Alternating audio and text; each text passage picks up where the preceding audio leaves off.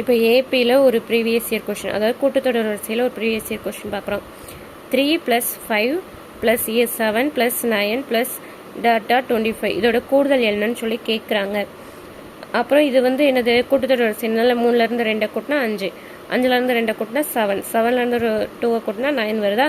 இப்போது இதில் வந்து ஃபஸ்ட்டு உறுப்பு, அதாவது ஏ தான் ஃபஸ்ட்டு உறுப்பு, முதல் உறுப்பு, அது என்னது 3ன்னு கொடுத்துருக்காங்களா. அப்புறம் ஃபஸ்ட்டு டி வந்து எப்படி கண்டுபிடிக்கணும், டி வந்து டிஃப்ரென்ஸ்னு அர்த்தம். அது வந்து ஃபஸ்ட் உறுப்புக்கும் செகண்ட் உறுப்புக்கும் உள்ள டிஃப்ரென்ஸ். 5 - 3 = 2. இப்போது லாஸ்ட் உறுப்பு தான் எல். எல் வந்து கொடுத்துருந்தாங்கன்னா எல்லாம் எடுத்துக்கணும். லாஸ்ட் உறுப்பு 25 கொடுத்துருக்காங்களா, அப்போ அதை எல்லாம் எடுத்துக்கணும். எல் = 25. இப்போ எல்டிஏ கொடுத்துருந்தாங்கன்னா அதை வந்து என் கண்டுபிடிக்கணும். இதில் வந்து என் இல்லைல்ல, அதனால என் கண்டுபிடிக்கிறதுக்கு ஒரு ஃபார்முலா இருக்குது. என் = L - A/D + 1. எல் வந்து என்னது 25, மைனஸ் ஏ வந்து என்னது 3/2, அதாவது டி வந்து 2 + 1. 25லேருந்து 3 மைனஸ் பண்ணோம்னா 2, 22 வரும். /2 + 1. 22லேருந்து 2 அடி கொடுத்தோம்னா 11 வரும். 11 + 1 = 12 வருது.